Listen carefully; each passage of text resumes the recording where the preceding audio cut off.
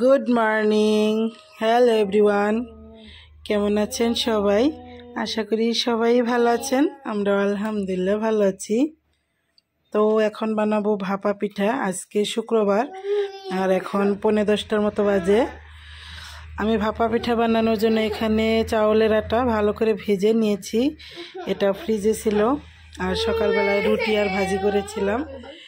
এখন ভাপা পিঠাটায় একটু যেহেতু মাখিয়ে নিতে হবে, ওই জন্য এখানে মিল্ক গরম হতে দিয়েছি। আর আমি আজকে নারিকেল, তিল এই সব কিছু একসাথে করে তারপরেই বানাবো ভাপা পিঠা। ওই জন্য আমি নারিকেল কুড়িয়ে রেখেছি আর এদিকে তিলটাও ভেজে রেখেছি। আমি সব একসাথে এখন মিক্স করব গুড়ের সাথে। এই তো গুড় আমি এখানে নিয়ে নিলাম। এগুলো একটু ছোট ছোট করব আর নিচে কিন্তু ছোট ছোট গুঁড়ো আছে। বাবা খাবে?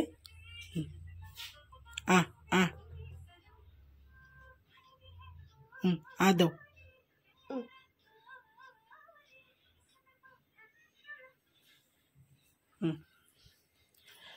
এগুলো আগে প্রথমে ছোট ছোট করে নেই। গুড় কুচিয়ে নিয়েছি। এখন দিয়ে দেব নারিকেল।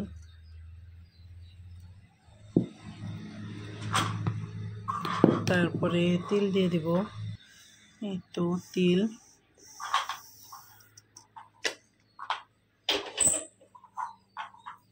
এখন হাতের সাহায্যে একটু মিক্স করে নিই।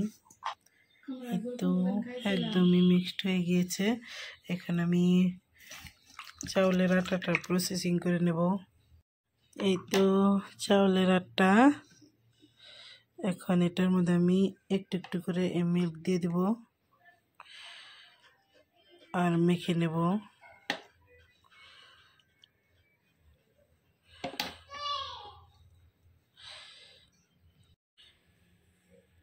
এখানে পরিমাণ মতো নুন দিতে হবে।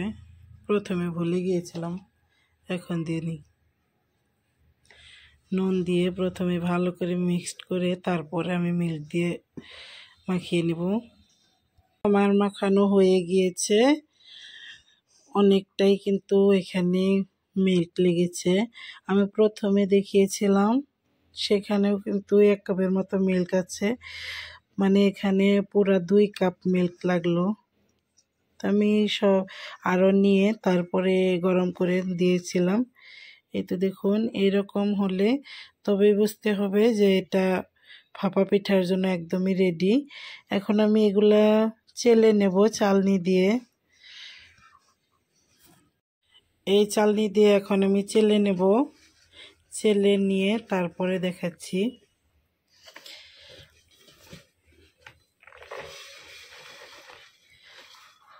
তো এইভাবেই সবগুলো চেলে নেব।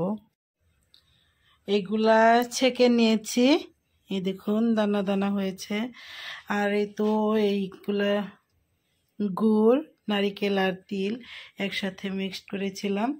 আর এদিক থেকে প্রেসার কুকারে পানি বসিয়ে দিয়েছি। আমি যেহেতু ছাঁকনিতে ভাপা পিঠা করব, ওই জন্য প্রেসার কুকার লাগবে। আর এদিকে চা। আমার ছোট ভাই বোনেরা এসেছে, কালকের ভিডিওতে দেখিয়েছিলাম। তো ওরা আবার চা ছাড়া ভাপা পিঠা খেতে পারে না, ওই জন্য ভাপা পিঠার সাথে এখন চা বানাবো।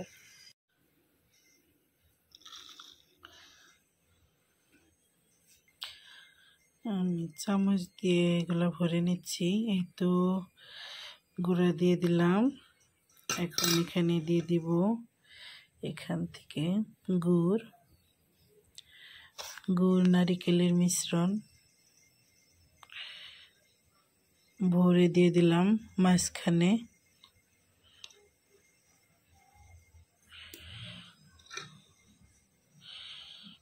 এখন আবার উপর থেকে এভাবে চাপ দিয়ে ভরে নেব।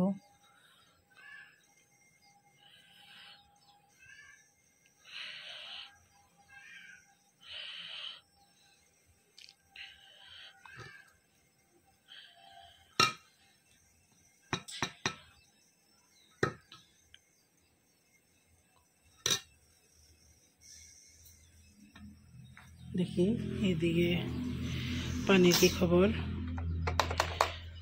পানির হুইসেল এখনো জমা হয়নি, ভিতরের ভাপ।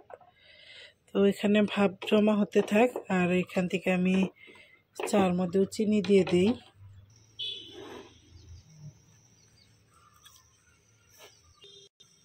চিনি দিয়ে দিলাম। প্রেশার কুকারের এই সিটি এটা খুলে তারপরে এখানে দিয়ে ভাপাতে হয়।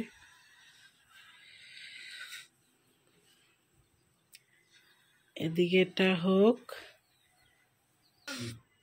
এই তো পিঠা কিন্তু হয়ে গিয়েছে, উপর দিয়ে ভাপ চলে আসছে। এখন আমি নামিয়ে নেই। একদমই সফট, ভেঙে দেই। এই দেখুন ভিতরে গুড়, নারিকেল, এটা কিন্তু অনেকটাই সফট হয়। চাল এই তো এইগুলা সবকিছু রয়ে গেল। তো এইগুলা পিঠা বানালাম, এখন আর বানাবো না, এগুলো সবকিছু রেখে দিব। আবার যখন বানাবো তখন গরম গরম বানিয়ে গরম গরম খাওয়া হবে। এখন এগুলো থাক, পরবর্তী রান্নার জন্য মুরগিও ভিজিয়ে দিয়েছি, তো ওগুলোও কেটে বেছে নেই। তো এই মুরগিটা আমি ভিজতে দিয়েছি, ফ্রিজে ছিল। একটা বাজার থেকে একদমই ছিলে নিয়ে এনেছে। এটা এখন আমি প্রসেসিং করব, কেটে নেব যেভাবে। আসলে বাজার থেকেও কিনে আনে, মাঝে মধ্যে কেটেও আনে। তো এবার আমি কাটবো বলেছিলাম, ওই জন্য আস্তটা এনেছে।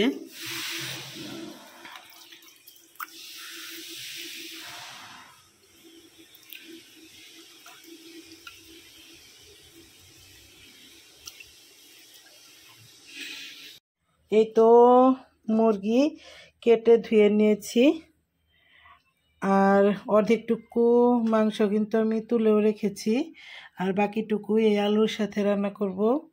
আর এদিক থেকে কাঁচামরিচ পেঁয়াজও কেটে নিয়েছি, এটার মধ্যে কাঁচামরিচও আছে, পেঁয়াজও।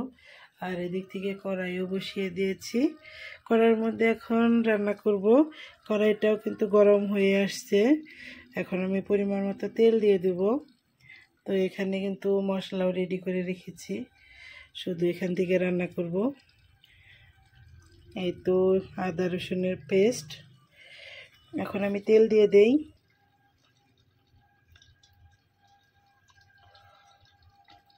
তেল দিয়ে দিলাম, এখন দিয়ে দেব জিরা,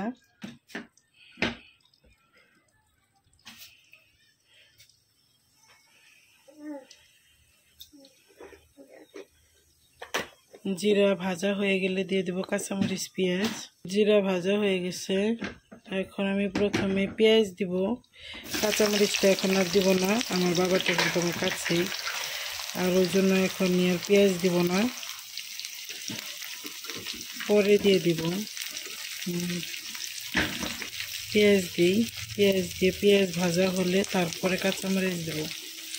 কাঁচামরিচ আর এখানে দেব না, মশলার উপরে দিব।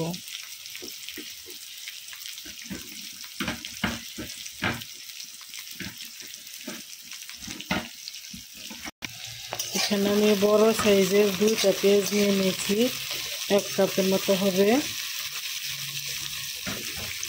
পেঁয়াজটা ভাজা হোক। পেঁয়াজ ভাজা হয়ে গেছে, এখন দিয়ে দিব আমি গুঁড়া মশলাগুলা। গুঁড়া মশলা দেওয়ার আগে আমি আদা রসুনের পেস্ট দিব, একটু পানি দিয়ে নিলাম।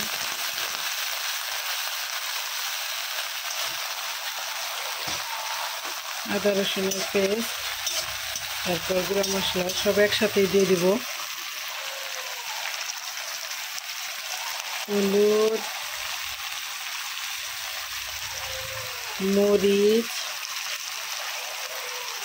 ধনিয়া, দিয়ে দেবো জিরার গুঁড়া, গরম মশলার গুঁড়া দিয়ে দিলাম। এখন দিয়ে দিব পরিমাণ মতো নুন,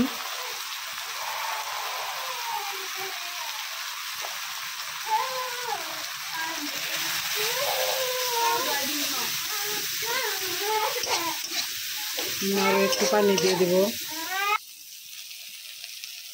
আর একটু পানি দিয়ে দিলাম।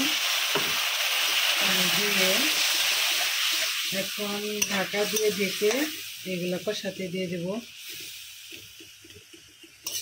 আর যখন তেল ভেসে আসবে তখন আমি মাংস দিয়ে দিব। প্রথমে এখন ঢাকা দিয়ে ঢেকে দিই।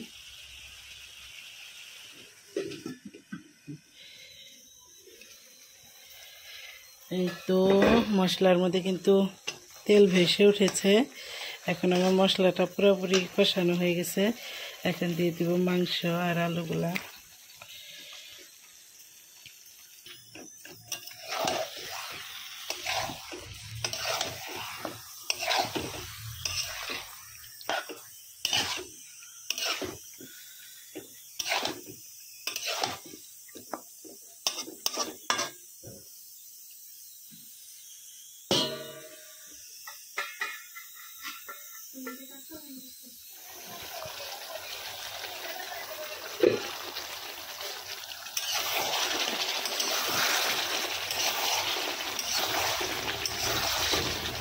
আর একটু ঝোল কষিয়ে নেব, আর একটু শুকায় তারপরে ঝোলের পানি দেব।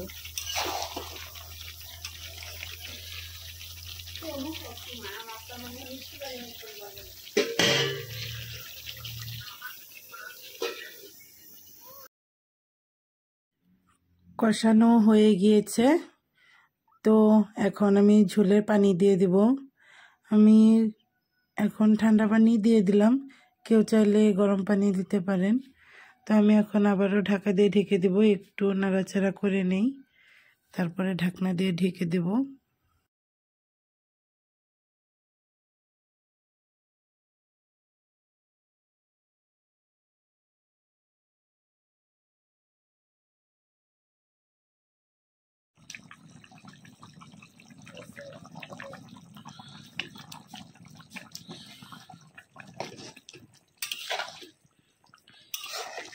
নুনও চেক করে নিয়েছি, আর এই তো রান্না কমপ্লিট।